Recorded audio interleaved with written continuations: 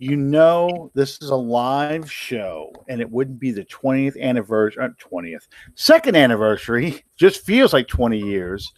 If, look, he's dying over there. If we didn't have technical glitches with our own special guest tonight, trying to get on the show, we've gone through some things, so we'll see what happens. In the meantime, welcome one and all, boys and girls, children of all ages, as I saw a smart child a second ago, to another exciting episode of Under the Dome.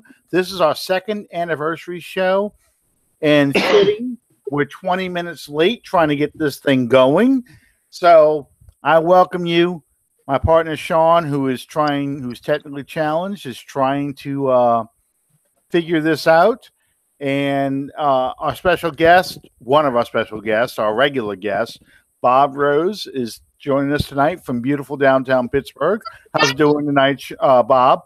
I'm real good. And like you said, Alan, I'm the less special of our special guests. Yeah. But it's an honor to be back with you guys, especially for such a big anniversary and such a big occasion. Yeah, and things would never go off flawlessly on something like this. So once again, I apologize you all for this being so late. We were hoping to jump right in with Brian, but he's having some issues just getting into the program. So he's trying a bunch of things, and as soon as he jumps in, we'll get started with him. In the meantime, Bob, there was a little bit of Saints related news today. Saints fans should pay close attention to this.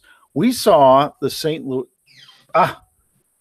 Los Angeles Rams pay former Saint Brandon Cooks, was that $80 or $8 million, $80 or $88 million for that contract. Oh, look, Brian's here. Hey. He shoots, he scores. That's crazy. Good. I've never done this. Oh, that's all right. Hey, and unfortunately now, because we've had this going on for a little while, I don't have my thing queued up for you. Now I do. I'm not sure what that means, but I'll wing it. 14. Okay, here we go. Do not it away. He hangs it very high. Oh man, come on. Sideline. He drops the ball right in the middle, let it fall out at the 10-yard line. You gotta be kidding me.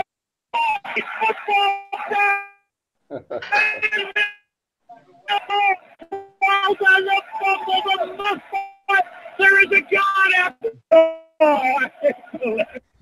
The greatest Saints call in history, and I'm going to go is even better than Peaceful Flown. The Saints are going to the Super Bowl and party with the Lombardi, because watching that game and going through all the misery that Saints fans have gone through all these years, to have that game end the way it did was just so perfect. That is such a Saints ending.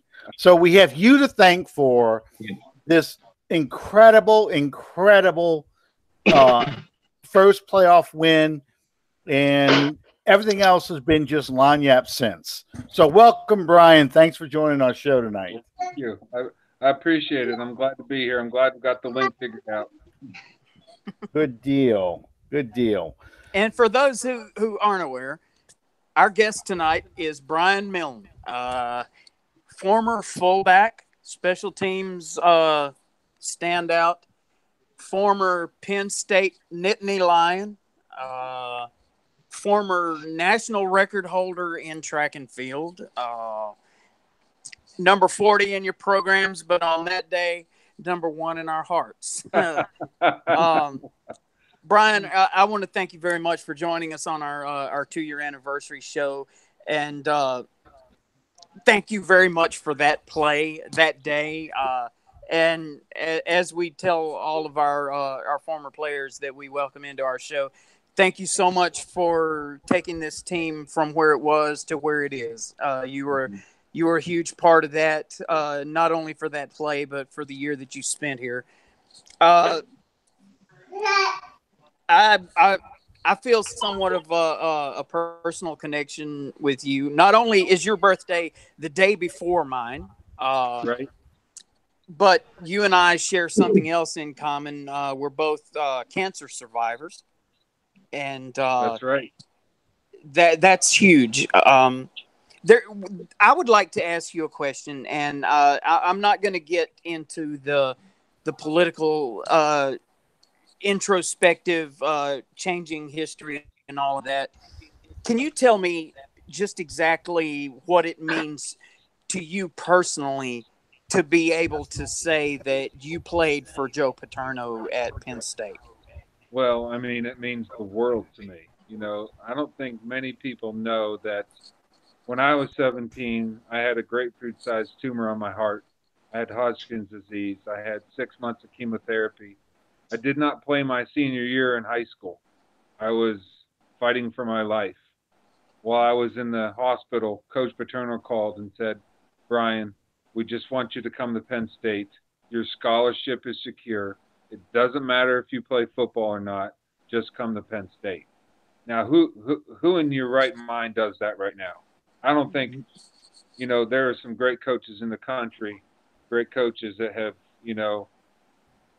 blessed players and helped players out. But for him to call me in the hospital I'm fighting for my life and say, just come to Penn State was beyond words incredible. Incredible man. I agree. Stories like that nowadays seem almost like they're not even talking about real people. It's like something out of the movies because it's so far removed from what you see today. And I think that that's both sad and tragic. Uh, and something, when I was doing my research on you for this interview, there was one thought that went through my mind. What did it mean to you to be wearing the number of former Heisman Trophy winner John Cappelletti? Well, it's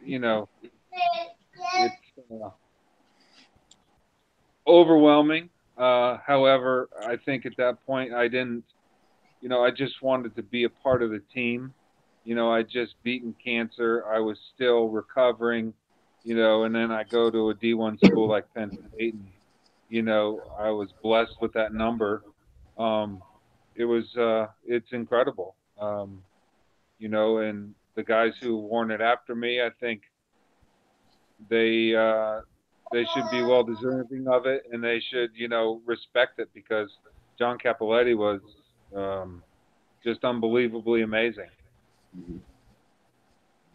And the thing about that Penn State football program, especially in those days, and Brian, I know you can attest to this, the former players remained so close to the current players. And I think you just undersold yourself when you said you were just happy to be a part of the team. I mean, you were such an integral part, especially of that 1994 team that went undefeated, won the Big Ten championship. And you scored 3 touchdowns in one of, if not the biggest Penn State comeback in the Joe Paterno era, when you guys came from behind and beat Illinois and were able to hold on to the top spot in the rankings.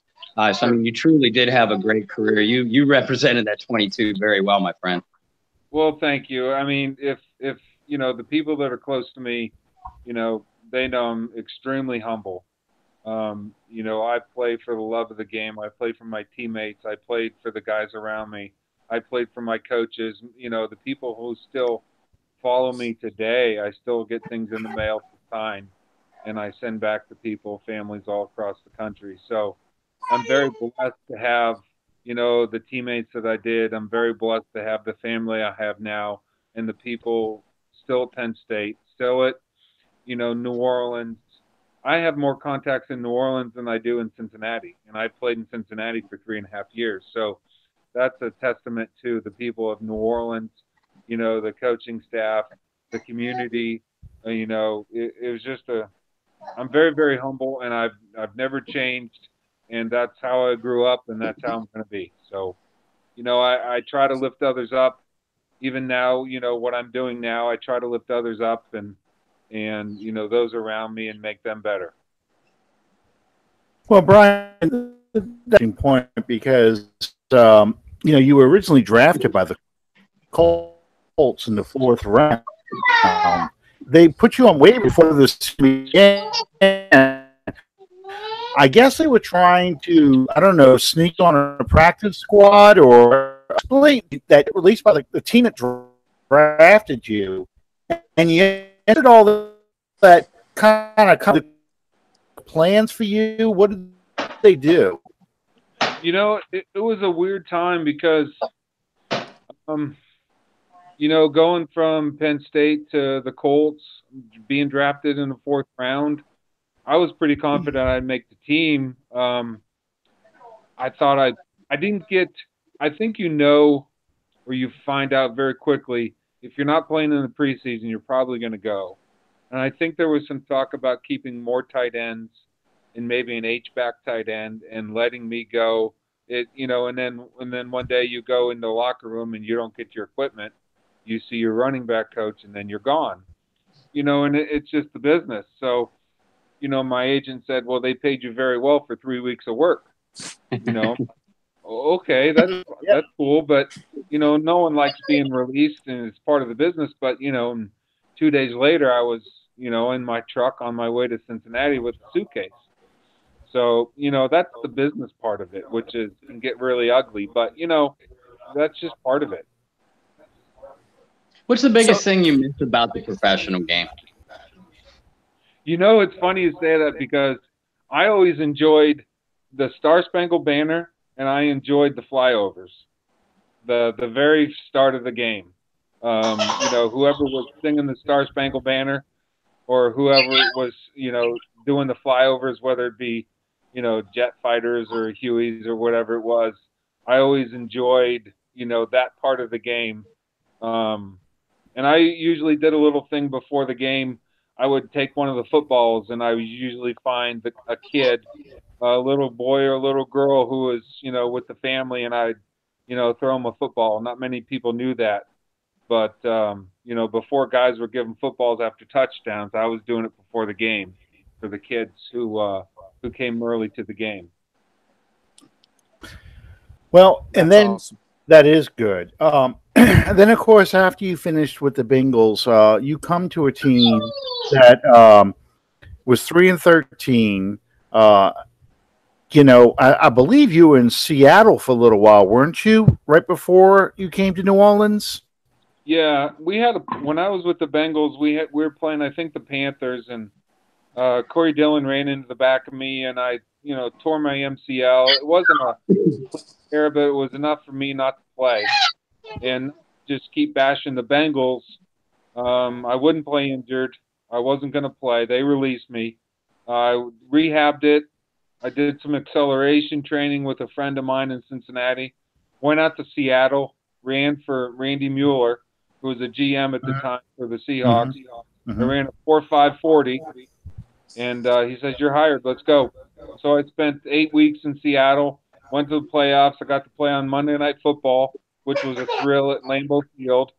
So, you know, if you look back, sometimes you think, well, some of those bad things are good things, because I went from a 3-13 team to a playoff team. I got to, you know, be coached under Mike Holmgren, play on Monday Night Football. So it was, you know, everything happens for a reason.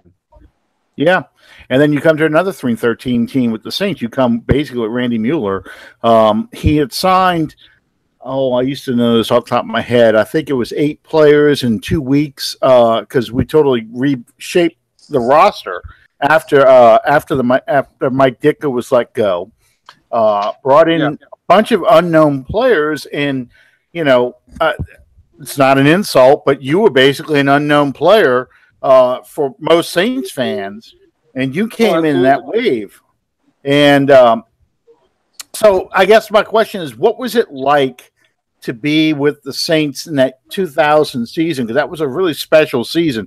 Beyond the playoff win, just the way that defense had come about, especially fans had no expectations. We knew Ricky Williams and we knew who Jeff Blake was, but Joe Horn was an unknown. Willie Jackson was an unknown. A lot of these players that came to the team were unknowns, and the expectations were just, boy, I just hope they look better than they did under Mike Ditka. And you turned around and made a 10-6 run, won a division, second division title in team history, and y'all get to the playoff game, play the defending Super Bowl champion, and beat them. What was that ride like for you? It was, a lot of it was just showing up and working hard. For me, it was pretty simple. I played with Jeff Blake when he was with the Bengals. Great guy, love him. I got to know Ricky Williams. He actually gave me a ride home one day in his Lamborghini. I didn't think I could fit in the Lamborghini, but I did. I think the world of Ricky Williams. Joe Horn, think the world of him. He was kind of crazy, but, sometimes you need that on a team. For some reason, he didn't want to get weighed in every week, so he got fined every week. So I like my money. I want to get fined, so I stepped on the scale. Anymore, it's the good teams, at least in my opinion, stick together. The better you know your teammates, the more you can count on them, the better team you're going to have. And I think that year we just kind of came together as a team, and we got to know each other a little better. And sometimes you just have teams that just click. We went on that run, and it was special. Well, I'll tell you what, you just basically endeared yourself even more to Saints fans, because if there's anything fans, especially in this city, love more than it's the guy who is just going to put your head down, grab your lunch pail. We're going to work. We're going to be a good team. We're just going to do what we need to do to be successful. And that's what the kind of players the fans here really like, especially guys that, feel like, hey, I got nothing to lose. I'm going to prove to you I belong in this league, and I'm going to prove to you that I'm a good player. And the fans will love you for that. And that's exactly what you guys did. Even as a fan now, it's not cheap to go to an NFL football game, let alone bring your wife and kids. You got to take out a small mortgage just to go and get a pop and some popcorn. But, I agree. Even on that one play on that punt, Joe Paterno's in my head, get downfield. And, Coach Paterno said, you're never good enough to take a play off, because you never know when that play is going to make the difference in the game.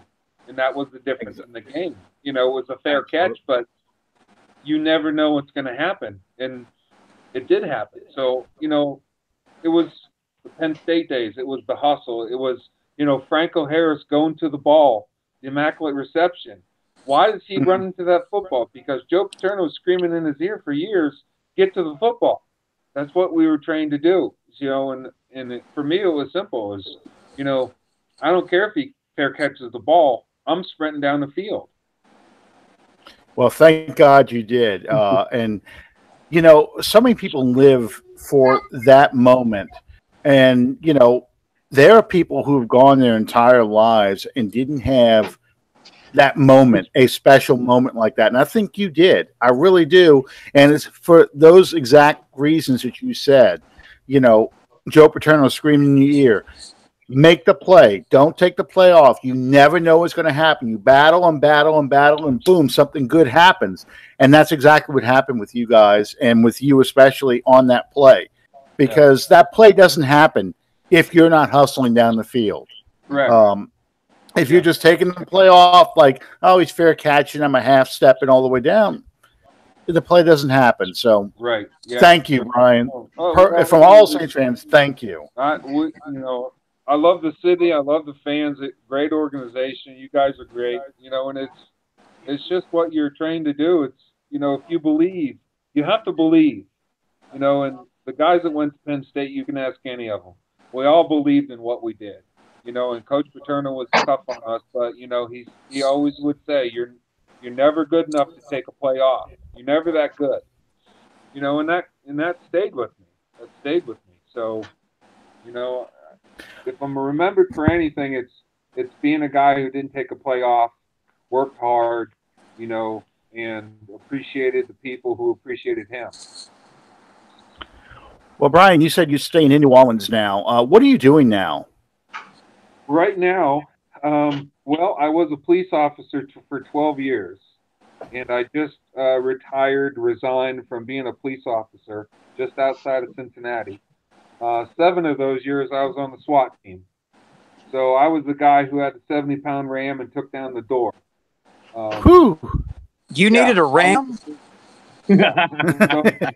So, I just retired, basically resigned from being a police officer. Now, basically, what I do is I help kids with the shot put and discus, and I coach offensive line for 9th graders for Archbishop Moeller High School in Cincinnati.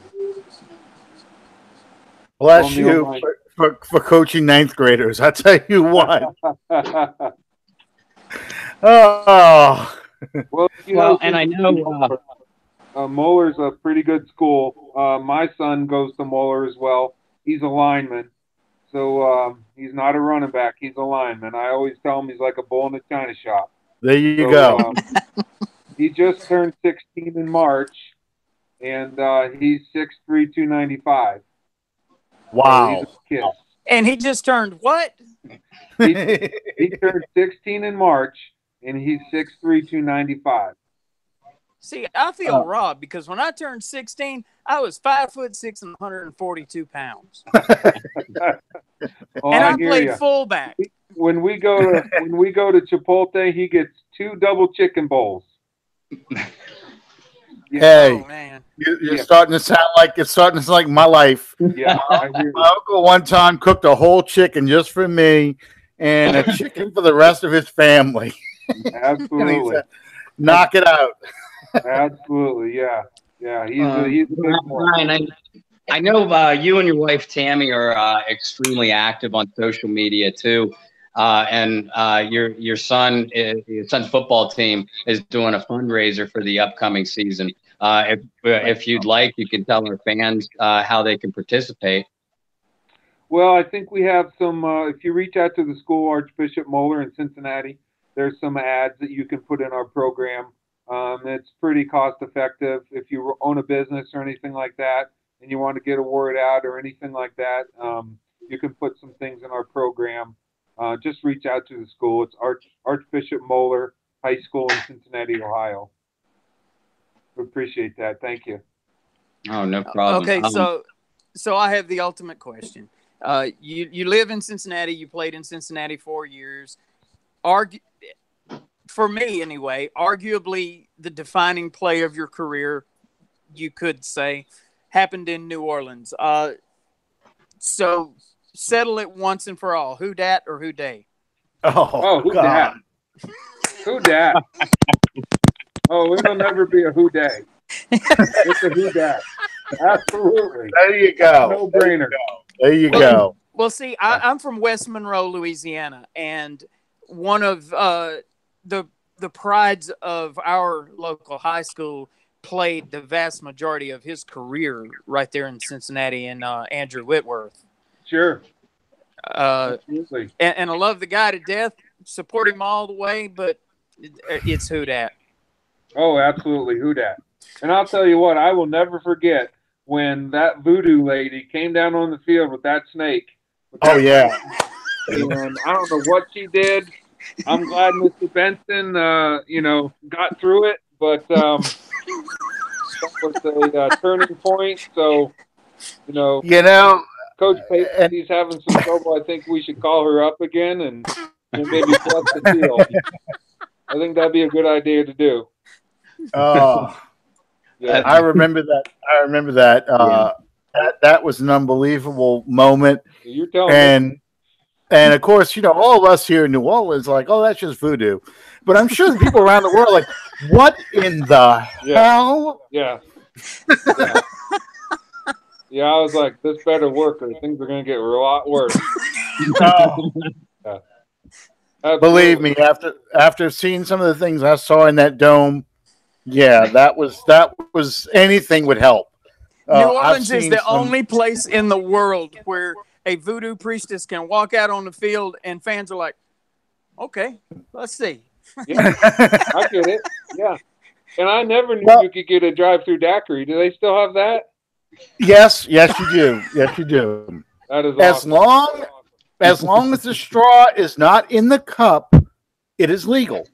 Really? You put the straw in the cup, it's not legal anymore. But you can go through the drive-through. I always love seeing people taking pictures with their phone. Like there is a drive-through daiquiri here. Oh, coming from a former cop, that's incredible. Well, I you really know, don't have to ask. Do you know why I pulled you over? well during Mardi Gras time, if a cop pulls you over, you just hand him a cold one. Say, here you go. You want one? And he'll probably let you go on your way. Yeah, exactly. Yeah. Had a cop tell me one time, "You're staggering." I said, "You're pretty amazing looking too." I needed bail money after that. I hear you. Brian, I know you still follow the Saints, time permitting, because you have a crazy busy schedule. You mentioned the work ethic and how close your 2000 squad was. What kind of comparisons can you make to the 2000 team and to this group of young Saints that have built primarily through the draft over the last couple of years? Well, I just think that, sometimes the biggest enemy of the NFL is free agency and guys leaving. If you look at some of the teams who've been quote unquote dynasties, your Dallas Cowboys, 49ers. Now even look at the Patriots. Um, I think if you can create a squad to where you keep some players and you develop those players and all those players continue to grow with each other as men and they know their families and they know their wives and they the closer I think you can get as a teammate, you depend on that person. You depend on them coming to practice. You depend on them coming to work. And I think if you know one guy one year and he's gone the next year, and then there's another guy replacing him, and so on and so forth, owners have to understand that, we might be the best athletes in the world, but we're still people. And the people and the human emotion behind great teams are always close to each other. They know each other. They know their wives. They know their kids. They know the good and the bad. I think your dynasties are going to be created when owners and managers can overcome free agency. I totally agree with that because, one of my favorite movies is Miracle, the story of the 1980 hockey team, and that's exactly what he says in the coach says in the movie. It's not about getting the most talented team because talented teams still lose. It's about getting pieces that fit together, personalities that blend, and you develop that family, that closeness. And when you get to that point, those are the teams that operate as a unit, and they're the ones that win. And I totally agree with you. If you can overcome free agency, get personalities and people that fit together and stay together, you develop a dynasty. You develop a strong team that can win. So agreed. You're exactly right. Yep. Sean, did you have a question? You started to say something earlier. Yeah, I wanted to ask Brian. You're part of an elite fraternity. You're one of these guys that sometime you strapped on your first helmet and your first pair of cleats. I would imagine when you were pretty young, and you dreamed the dream and you were able to achieve that. What would you say would be your most treasured as a player? Be that Penn State, Cincinnati, New Orleans, Seattle. What would be your most single treasured memory as a player in the NFL? Or not in the NFL, but I mean playing the game. Yeah. That's really tough. That's really tough. There's so many memories. I guess the treasured memories would be the guys that I played with. You go to war with these guys. Mm-hmm. Man, that's hard. I mean, we were in the Rose Bowl, and Kajana Carter looked at Bucky Greeley at the center and said, "This is our first offensive play," and he goes, "We're taking it to the end zone." And Bucky goes, "I'll see you there." And we ran a sweep, and he scored on the first play. Those are the treasured moments. The fumble recovery, the 3 touchdowns at Illinois. you know, it's hard to put my finger on one thing, and we haven't even talked about track. I mean, throwing the discus and. Oh, we will. I mean, I gotta go to bed soon. It's 10 to 10. But anyway, you know, it's hard to put my finger on one thing, you know, and then, you know, you have my son, you know, look, you know, those treasured moments, him playing football. You know, one day in the car, we're going to practice, and he looked at me. I'm like, "You okay, Connor?" He's like, "You know what, Dad? I just want to hurt somebody today." I'm like, okay, cool. I get it. All right. You know, it's the little things. You know, when you look back on things, it's not the big things. It's the people and the little things that make everything worth it. So, you know, running down on the first kickoff on Monday Night Football in Lambeau Field. You know, how many guys can say that? You know, it was just, you know, looking back, I've had a lot of great things happen, and putting my finger on it, that's kind of tough. Well, those are all great memories. One of the things I always hear about from former players is the one thing they miss more than anything else is the locker room, that closeness, that family bond, because you all go through the same thing together. You all win together, you all lose together, and you, even though you're together technically for 4 months or 5 months, you're really together a lot longer than that. During the off season and stuff, you still get in touch with people, but for the season, just that bond that you develop with players that you're close with, the ones you talked about, you know, you got to ride in Ricky Williams' Lamborghini. Joe Horn's a little crazy. You enjoyed that, though. I mean, you know, just that feeling, and yeah, that's something I would miss a lot. If I got to play in the NFL, that would be what I would enjoy more than anything else. The games are great, but just being with those people, that's yeah. It's not very often that anybody in any given field is able to say that they were able to be a part of the very elitist of the elite at what they do. And that's, to me, that's what defines an NFL player, is you are the very best of the very best. And nowadays that's even more prevalent than it was back like when I was coming up, because there's so many more opportunities and there's so many more players that are getting such better training and what have you to get the possibility of maybe going on to the next level.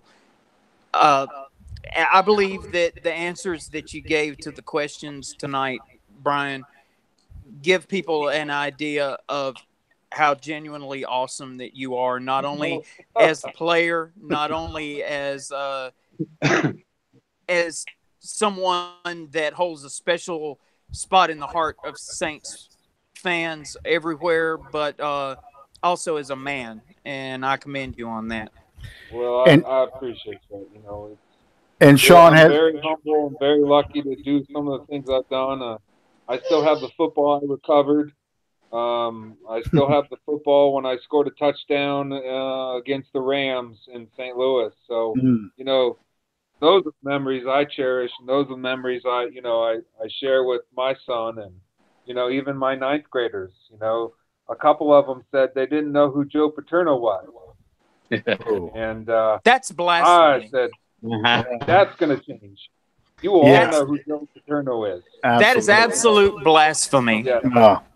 Well, agreed. You know, Sean, these are 14-year-olds, so that's going to change. Well, Sean said all those nice things for another reason too. He has a ticket he needs to get fixed, and if you know any cops in the West Monroe area, please drop a line. You know, because his wife is all over for that. So, actually, one of my friends, he's a lieutenant down there. I forget where. I think it's in New Orleans, but I forget which district. But I can make some phone calls. Yeah, we're gonna write this down here. You know, there's a great way to the police is just not break the law. Yeah, there you go. There you go. I've heard that. I've never actually tested that theory though. Yeah, absolutely. It's always been nice, Brian. I've kind of followed your career, certainly from a track and field aspect too. And the things that you were saying about it being a fraternity and together, regardless of generations. If you'll permit me to embarrass you a little bit, you were, as you know, for years and years and years, for multiple decades, the Pennsylvania State record holder in both the shot put and the discus. And it wouldn't be unusual for you to come back to this, PA State Championships every year, held in Shippensburg, because we had a couple members of our track team that would qualify as throwers. And you read through the program and see your name and see the distances, and especially the boys throwers who could obviously relate to it. He threw what? Yeah.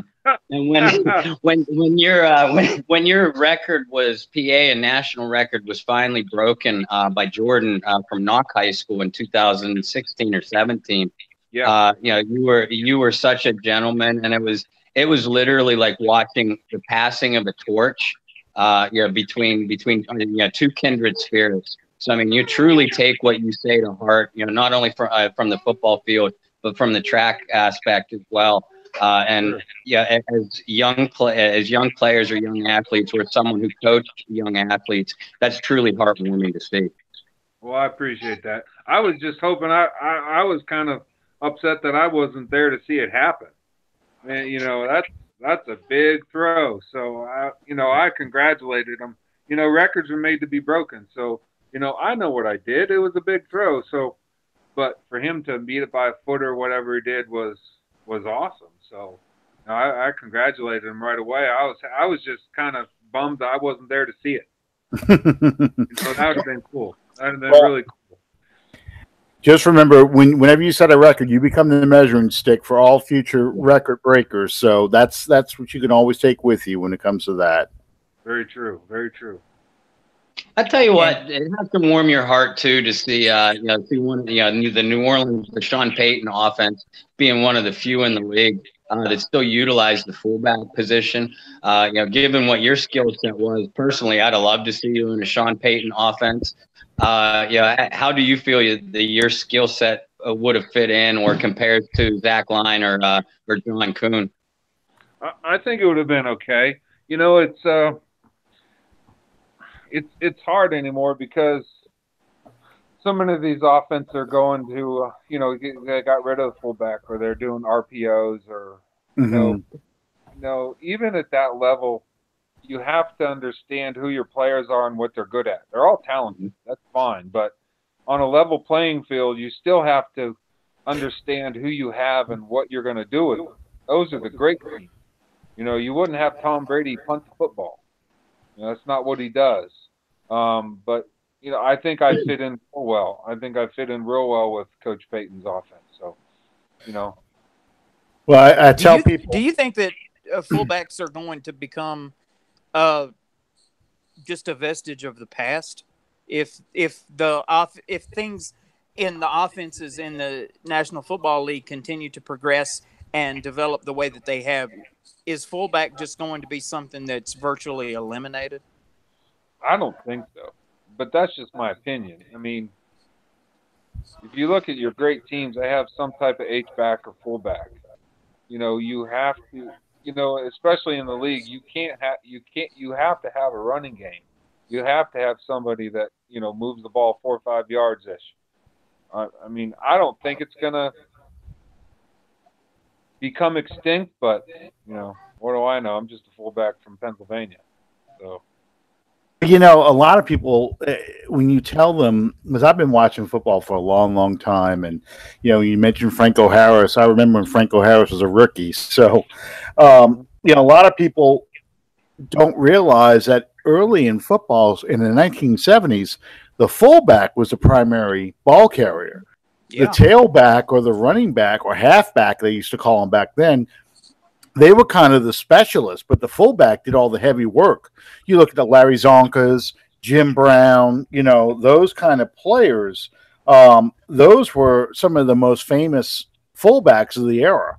So, yeah, I agree with you. It kind of bothers me. The fullback is kind of vanishing from the NFL today, because so many people want to copy one another and go to a single back, or just have a pass catching running back. Sometimes you like to see those big guys come in there and just plow through people. I can't think of the guy now from the Buccaneers from a few years ago. Allstott, yeah. Mark. Yeah, I know Mark. Yeah, Mark. And then, in the 80s, Tom Rathman with the 49ers. Yeah. So, you need that kind of fullback. So, yeah, we need those big guys still in there. Well, I appreciate it. But there were a lot of times last year when I kind of wish that old number 40 was leading Kamara around that corner. Oh, I hear you. But I hope they don't, as a fullback, you always want to see other fullbacks do well, but you look at what Dallas is doing with Ezekiel Elliott and the one-back sets, and, you never know. But I think sometimes it just goes in cycles. It depends on who has the hottest offense out, and who, the talk, and, oh, this is great, and RPOs, and, college is all RPOs now, and, so, who knows? How do you think New Orleans is going to fare in those first 4 games? Mark Ingram is going to be suspended for the PED violation. Can you see Kamara getting the bulk of the carries, or do you see Coach Payton continuing to divide those carries up like he did with Ingram and Kamara in the backfield? Yeah, it's hard to say. In those situations, unless you're in the program and you understand where those guys are at and how comfortable the coaches are with them, it's hard to say. I would think you would want to maybe, okay, this is my guy for the next 4 games. But really, at that point, with those distractions, you really have to put the burden on your defense to carry you through those games, because you lose a guy like him, and man, that's rough. You really don't have any continuity. You lose a key player like that, and that you really have to depend on your defense to get you through those games. Now, you guys, if I'm not mistaken, you guys in 2000, you lost Ricky Williams down the stretch too. So you could kind of relate, with what this Saints team is going to start the season with. Only you guys had to do it without Ricky at the tail end in your playoff run. What was your mentality in the locker room when you realized Ricky isn't going to be available for the playoffs? Well, I think any guy will agree with me. When a guy goes down, you hope the guy behind him is ready, and that's all you can do. It's the machine does not stop. Even at Penn State, when someone got hurt, we moved the drill. It was the craziest thing I've ever seen. If someone got a cramp or someone had to get out of a drill, the drill just moved. The team didn't stop. So and we didn't have him. It was. That's when you think of it as like his business. We got to get another guy in here. We pray that he's prepared. And we want to win. We just keep going. You can't stop. Absolutely. I've always felt like a professional football team, it's not always, it's not going to be the Breeze or the Ingram or the Thomas or the Cam Jordan or the Marshawn. It's going to be the guys behind them, their backups, the depth that determines just exactly how far the team goes or how effective the team was going to be. Oh, I agree. Even at my level, coaching 9th graders and being part of the varsity staff, so much is won with the offense and defensive line. Mm-hmm. If look at, and I keep coming back to Tom Brady and the Patriots, I guarantee you those guys are like, you let anybody touch Tom Brady, you're in trouble. We're going to have a problem.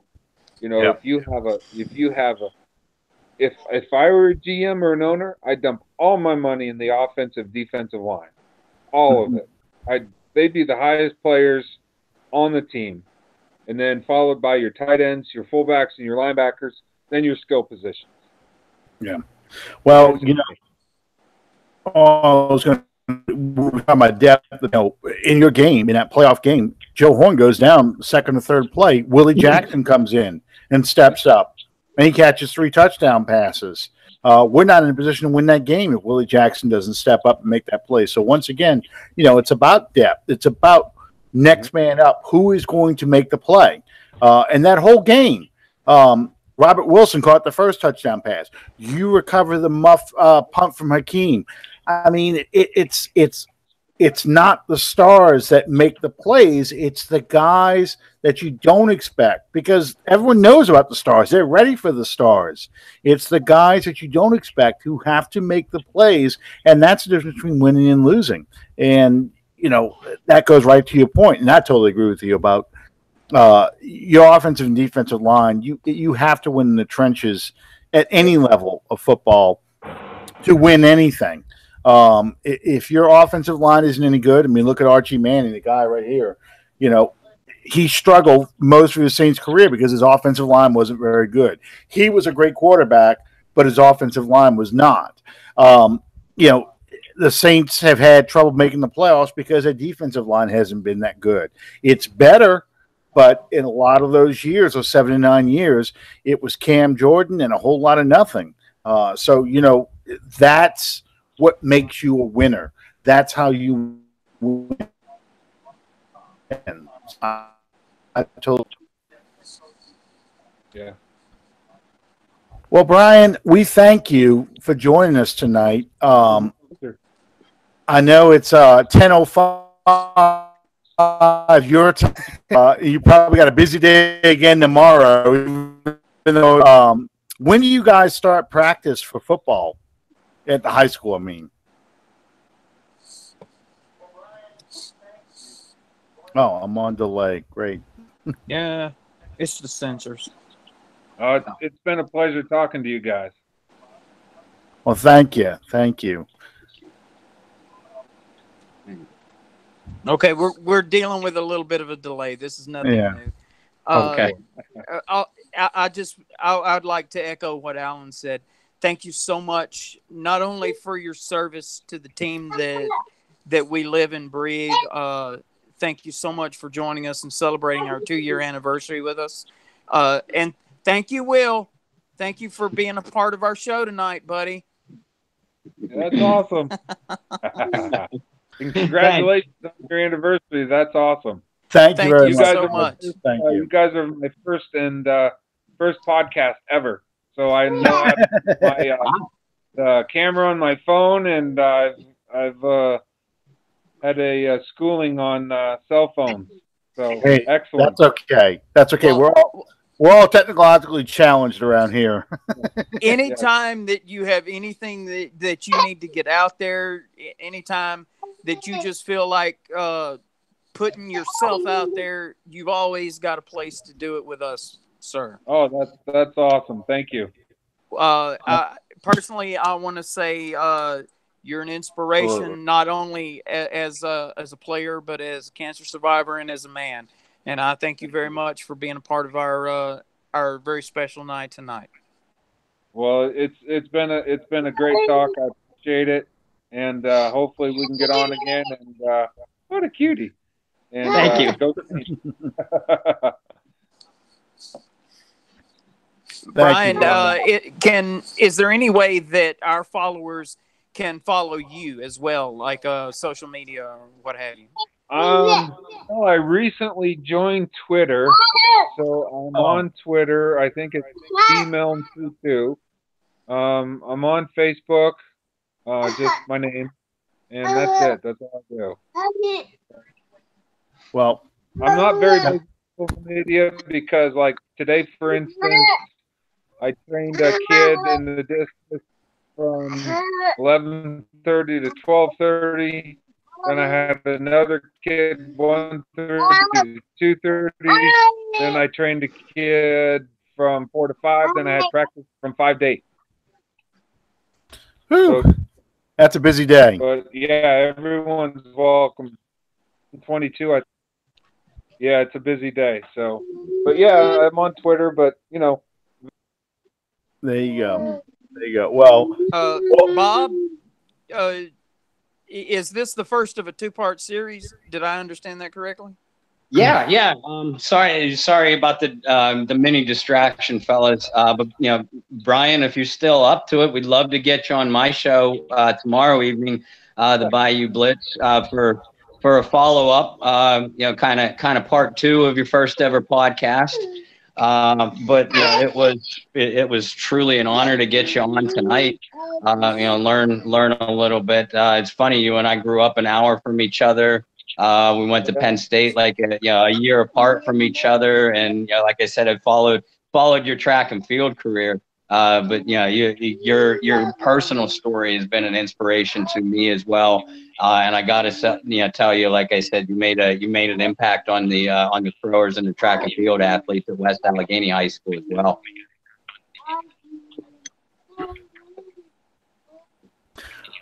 Well, thank you. I love track and field. Fortunately, I couldn't do both for that amount of time.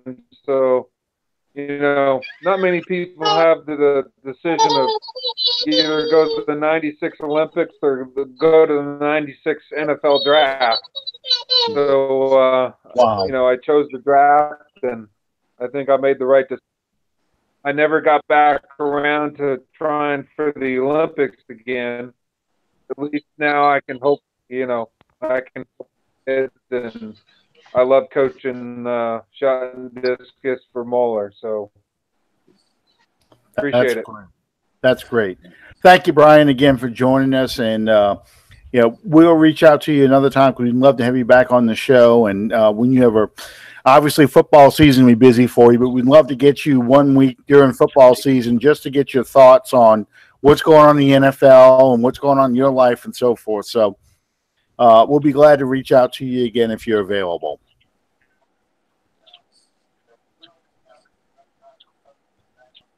Yeah. That'd be great. Looking forward to it.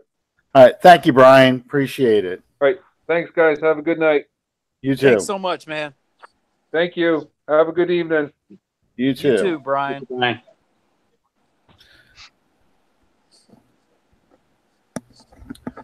Hi, Bob. We were going to talk about, right before Brian joined us, about Brandon Cooks' contract, his $88 or $80 million contract. How do you think, first off, do you think it's a good deal for the Rams? Secondly, my concern is, Michael Thomas is going to be in that final year of his contract after this season, I believe. How do you think this is going to affect Michael Thomas? To answer part A of your question, no, I don't think it's a good move for the Rams. Yeah. I was a big Brandon Cooks fan as a player, when he was here in New Orleans. Yeah, he does bring a special skill set to an offense. And he is going to be a home run threat and probably flirt with, if not go over 1,000 yards, with that interesting cast of characters now that the Rams have in that locker room. Mm-hmm. Having said that, they just paid him 5 years, either $88 million, like you said, Alan. And obviously with this, today's NFL, he may not get paid that full 88. But the point is, he just got top dollar, and top dollar for an NFL top wide receiver. Guys, is he an NFL top wide receiver? Is he among the top 3-5 wideouts? No, of course not. And what I guarantee you that caused in New Orleans, and probably ripples throughout the entire NFL, that caused the Saints front office to drop their jaws and say, oh no. And that caused Michael Thomas and his agent and his people to be grinning ear to ear and probably continue to do so for hours. Michael Thomas is one of those top 5, top 3 wide receivers. And he's going to be looking at, probably a max deal, 6 years, around $100 million, probably a bunch of that, a high percentage guaranteed.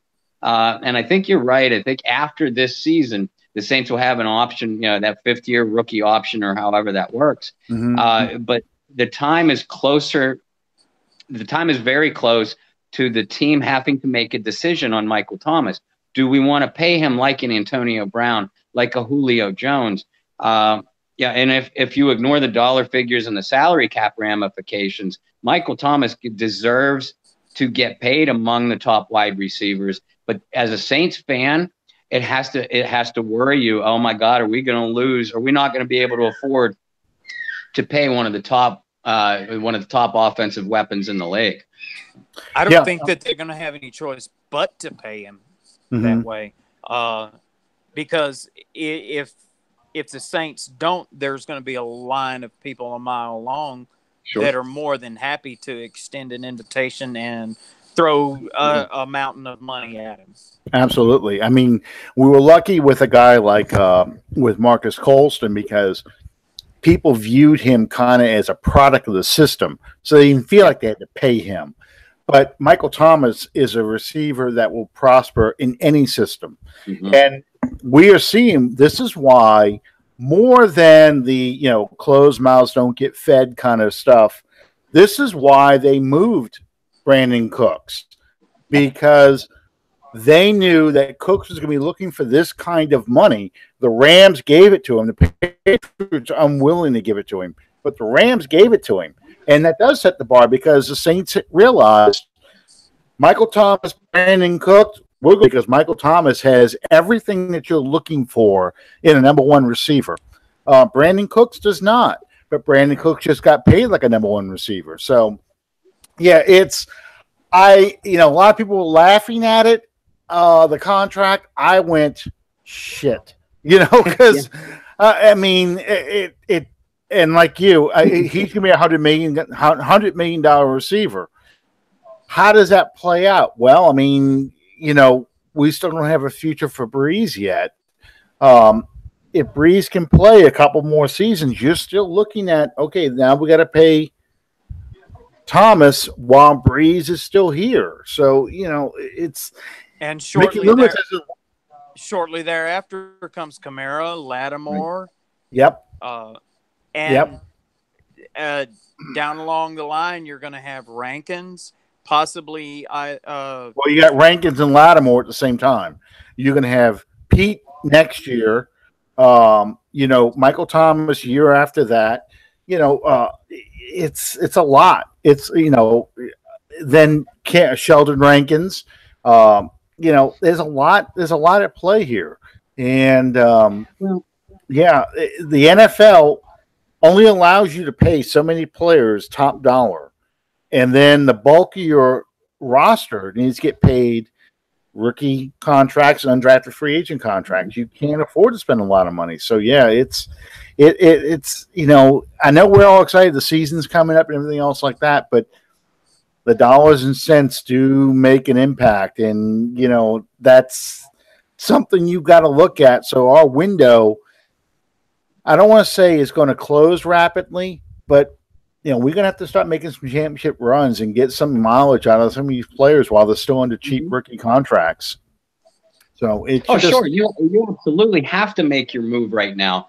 But there's a couple things that stand out to me. First of all, Sean, I absolutely agree with you. Michael Thomas is one of those players, unless he seriously regresses, and none of us see that happening. That I agree with you that he's one of those players. You have to pay him. You have to. Same with Lattimore. Same with likely Kamara and Ramczyk. Those are staples of your franchise. And Brian Milne said it perfectly tonight. When he said free agency is not how you build a team, at least for long-term success. You build it through the draft. So there's pros and cons to this. The con, of course, is if you build properly through the draft, like you said, Alan, all these contracts are going to come up at the same time, and you're going to have some difficult decisions to make. But that's also why we see the Saints and other teams draft players and double up on drafting players at positions every single year. So that way, when they do have to make a free agency decision, they can turn to a recent draft pick and they can have the conversation amongst themselves. Well, hey, has player X that we just drafted last year, has he progressed enough where we can let player Y go? In other words, to put names to faces, we can afford to let Kenny Vaccaro test the free agent market because we've drafted Von Bell and Marcus Williams in the last 2 years, Exactly. and that kind of thing. So will the Saints lose some of the a couple of the players that we just named off? Rankins, Kamara, et cetera. Odds are that, we won't see one or two of those players in Saints uniforms for the duration of their career. But also a positive thing to remember, and I think, Sean, you and I just talked about this a couple weeks ago, Breeze isn't going to play forever. Chances are that the Saints are going to draft his replacement, be it a first or second round. It's going to be a draft pick more likely than not. Draft picks are going to get paid lower than what Breeze is getting paid now. So suddenly, when Drew decides to hang him up, as sad as we will all be, if you're going to look at that, the positive aspect of that is all of a sudden you now have about $20 million or so, $15 or $20 million of free salary cap space. What do? You turn that around. You don't lure a big name free agent from somewhere else. You pay from within if those players have built into your success. So just like anything else, there's pros and cons that I can make out of it. But I wouldn't be crying in my beer yet, Saints fans, saying, "Oh, we're going to lose Michael Thomas or we're going to lose all these guys." Like you pointed out, Alan and Sean. Are we going to keep all of them? Absolutely not. But I wouldn't go thinking, oh, they have to win now or else either. Yeah, I totally agree. I think the way I'll let you go in a second, Sean. I'm sorry. But I think the way that it's structured right now, next year they're not going to draft a quarterback that Drew's future, but they will be looking the following year because that money that they would have to pay for a free agent quarterback is going to go to a player like Michael Thomas. So they're going to have to get some rookie involved in there, and I think you can only do that getting a player in the first round. You're going to have to go up and go get him again in the top half of the draft, just like you did with Davenport this year. So I'm sorry, Sean, go ahead. No, what I was going to say, yet another aspect of this is you see the steady progression of Thomas in this offense and where his game, the new level that he's taking his game to.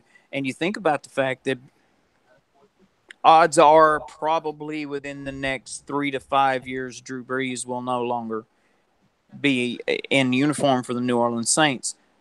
But as Bob alluded to, you're going to have that capital to invest in your next guy, but also to invest in Michael Thomas and his ability that Breeze has helped him to achieve.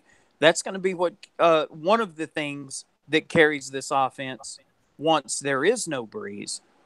Because as Alan pointed out a few moments ago, Thomas is going to thrive in any offense with any quarterback.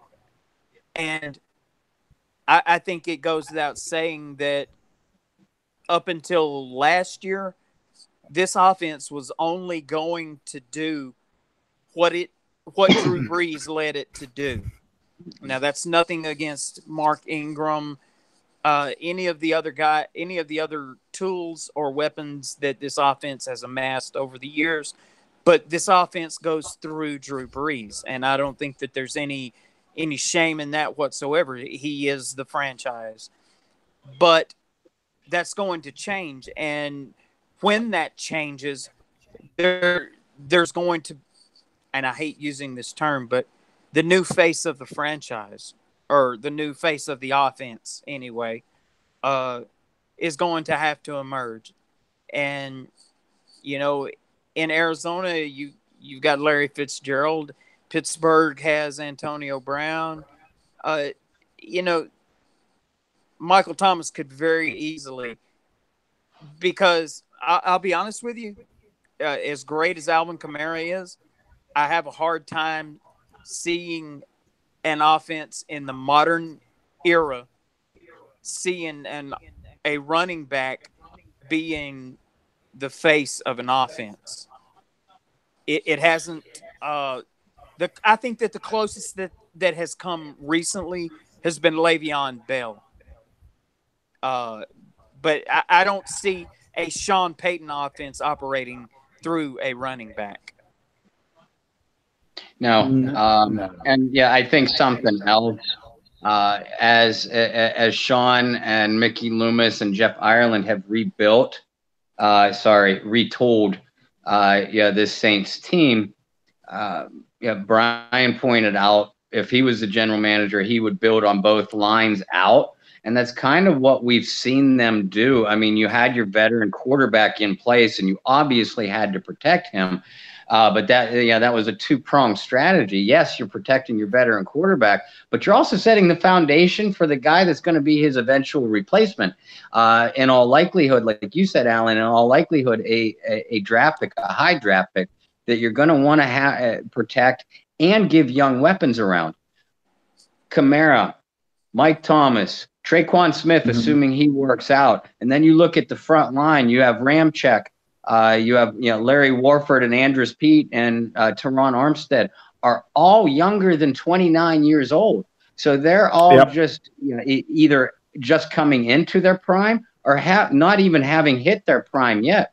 So in 2 years, if we're going to put a number on it, in 2 years, when you have to get a new young quarterback in, you already have an established, experienced offense that can help him along, as opposed to the way we have seen it where you have your veteran Hall of Fame quarterback helping the young guys along. It's going to be the flip-flop of the coin, but I like the strategy that they're going with.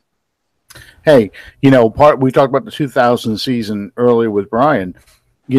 People forget you had Willie Roaf, Kyle Turley, Chris Naioli, Wally Williams, and Fontenot, thank you, from Lafayette, went Texas A&M. Fontenot, that was a solid offensive line that Aaron Brooks got to step in behind, and that helped him out tremendously to kind of get him up to speed. So you didn't have that huge drop off when Jeff Blake went down in an injury. So, yeah, I mean, I totally agree with you on that. Yeah, and like you said, Sean, if you're going to make comparisons to the 2000 season, you went into that playoff game. You were without Jeff Blake. You were without Ricky Williams, and you lost Joe Horn before everybody's butts hit the seat. You lose three players like that, and you still beat the greatest show on turf. How'd that happen? It happened because of your complementary players and because you were stronger on both lines. You beat them up, and that's what this Saints team is set to do. So, to opponents as well. Absolutely. And I was dead serious. Of all the radio calls, that Jim Henderson radio call of Hakeem drops the ball, that is still the greatest radio call I've ever heard him do ever. Pigs have flown. Saints are going to the Super Bowl. That was great. Yep. The 2006 season when we beat Philadelphia, that was exciting too. But that game was kind of in hand. We just needed to get that one first down to kind of seal the game. So it wasn't that just unbelievable joy, because as I that clip, the emotion, all the Saints fans were feeling that exact emotion. And when he said there's a God after all, I mean, that's exactly how you felt, because you're like, how much pestilence, how much suffering can we deal with? You can't tell me we're going to lose another one this way. And you don't. You win because they make the mistake. So it was unbelievable. I'll never forget where I was for that game. That's the only playoff game. No, I take that back. I missed a couple other playoff games early in the season at home. The 87 and 1991 playoff games I was not at.